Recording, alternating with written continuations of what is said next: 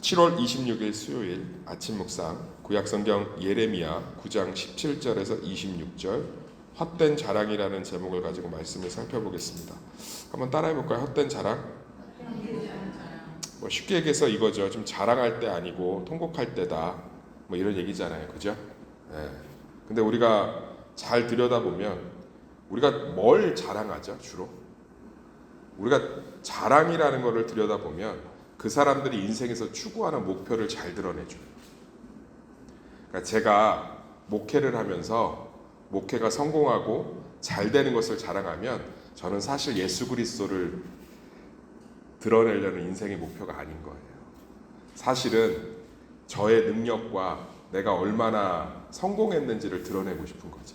그러니까는 참 미안한 얘기인데, 왜냐면 이런 설교하기가 되게 힘들어요. 왜냐하면 이런 설교를 하고 나면 사람들이 자랑을 안 하려고 해요. 좋은 자랑을 하셔야 돼요.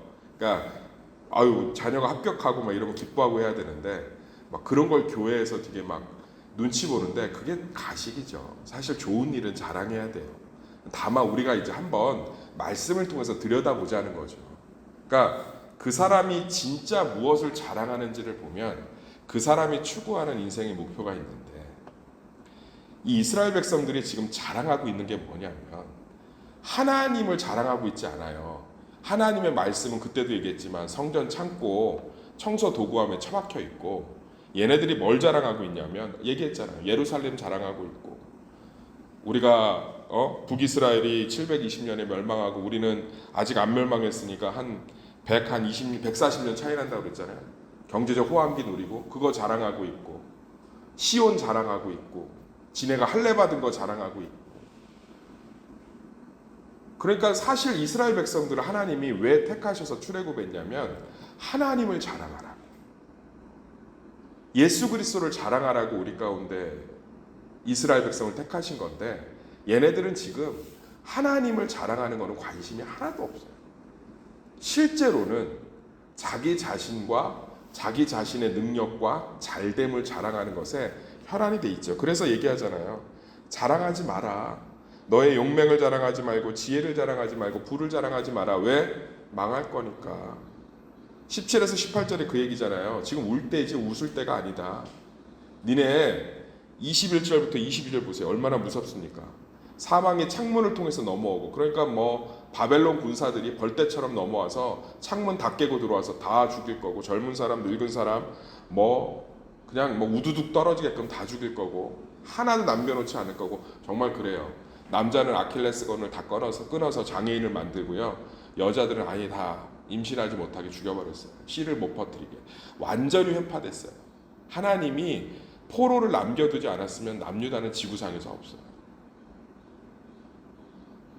그러니까 우리가 그러면서 하나님이 자랑하지 말고 하나님을 아는 것을 자랑해라. 제가 요즘 감사한 일이 되게 많거든요. 새가족들도 이런 표현하면 과장이지만 어쨌든 계속 매주 오고, 또 교회 출석도 좋고, 청년들도 정말 열심히 하고, 우리 성경학교도 제가 그 문자를 받았는데 너무 감동되는 문자를 받아서 한 3번을 보면서 이렇게 흐뭇했는데, 이제까지 채소만교회를 그렇게 열심히 섬기면서 웃으면서 시작해서 웃으면서 끝나는 성경학교는 간만이었습니다 이러면서 너무 행복해하고, 그 모든 과정 가운데 하나님께 영광 돌리고, 그리고 예배팀들이 어제 그 문자로 고백을 하는데 그 예배 가운데 자신들이 은혜 받는 것들을 나누고, 너무 감사하더라고요. 너무 감사하고 기쁘고, 진짜 세상에서 너무 감사한 일이 많은데 내 안에는 평안이 없는 거예요. 작은 예민함에도 제 스스로 감정이 요동치고, 제 자체의 어떤 이렇게 불협화음들이 좀 생기면 내 스스로가 굉장히 그것에 함몰돼 있고 이해할 수 없는 거예요. 그래서 어제 멘토 교수님하고 좀 깊은 대화를 좀 했어요. 내가 너무 이런 일들이 있다고. 근데 그분 듣자마자 딱 그러더라고요. 왜 자꾸 예수를 자랑하고 본인은 실패해야지, 왜 자꾸 본인이 성공하고 본인이 뭔가를 자꾸 잘하려고 그래? 엄청난 자유가 임하는 거예요. 아, 내가 잘하려고 하는구나. 실패에 대한 두려움이 또 있구나. 예수님이 성공하시면 되는데 내가 실패하고 무너져도. 제가 이제 8월에 추천도서 브라이언 채플의 일과 은혜라는 책을 이제 읽고 있는데 아마 오늘 다 끝날 것 같은데, 그 책에 우리가 하나님 앞에서 가정을 꾸리고 자녀 키우고 일터에서 일하고 뭐 여러 가지 모습으로 살아가잖아요. 근데 그 가운데서 정말 우리 인생의 목표가 하나님을 드러내고 하나님이 나를 통해서 드러나는 것이 아니라 자아를 성취하고 내가 무언가를 누리는 것이 되면 우리의 모든 삶을 하나님께 영광을 돌리기가 쉽지 않겠다. 그런데 정말 우리 삶에서 작은 것 안에서도 고난 가운데 있어도 그 순간순간을 기쁨으로 살아갈 수 있는 유일한 것은 내가 내 삶에서 하나님을 드러내는 것이다.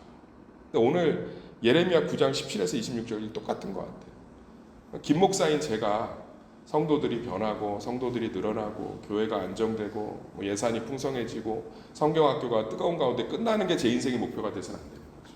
그건 하나님이 주신 열매인 거고, 제 유일한 인생의 목표는 하나님을 높이는 것, 하나님을 아는 것, 하나님을 드러내는 것. 그렇게 되니까 작은 고난도 하나님을 아는 통로가 되잖아요. 내 안에 있는 큰 어려움도 하나님을 경험하는 통로가 되잖아요.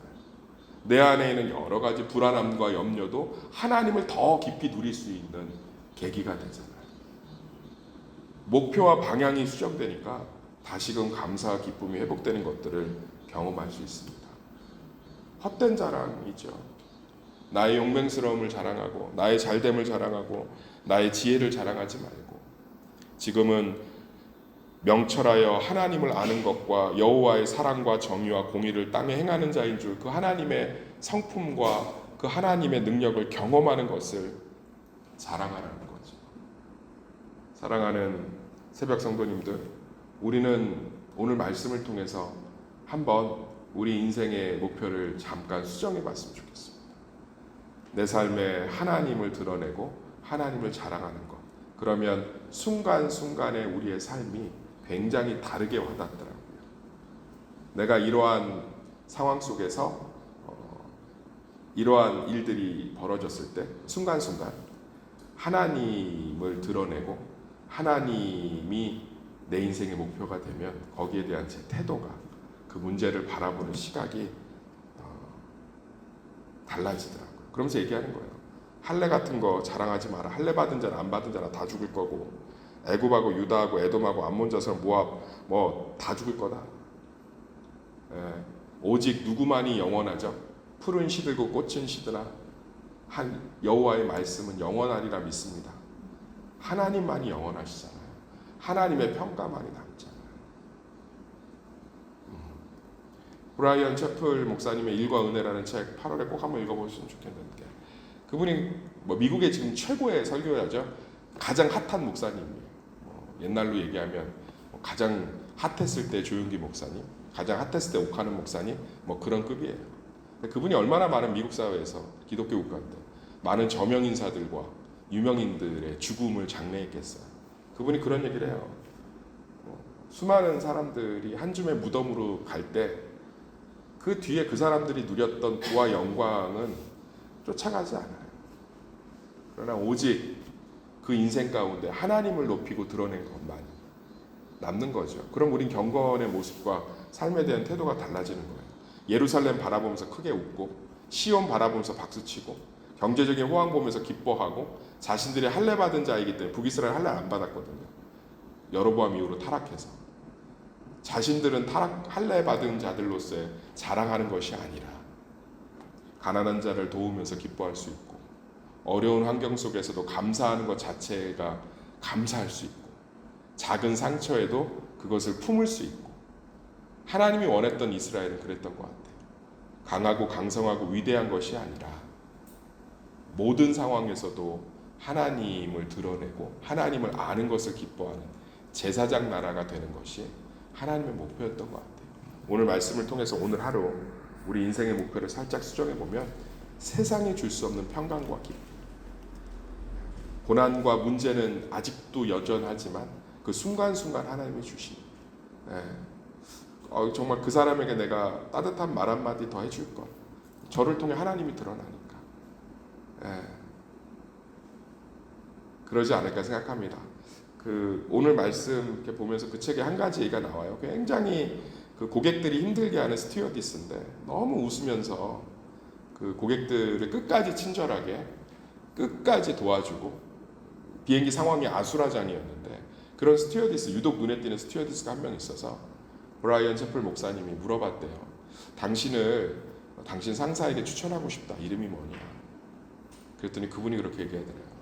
저의 상사는 예수 그리스도입니다. 저는 예수님을 기쁘게 하고 그 순간에 예수님을 아는 것이 제 목표이기 때문에 그렇게 할 수 있었습니다. 맞는 것 같아요.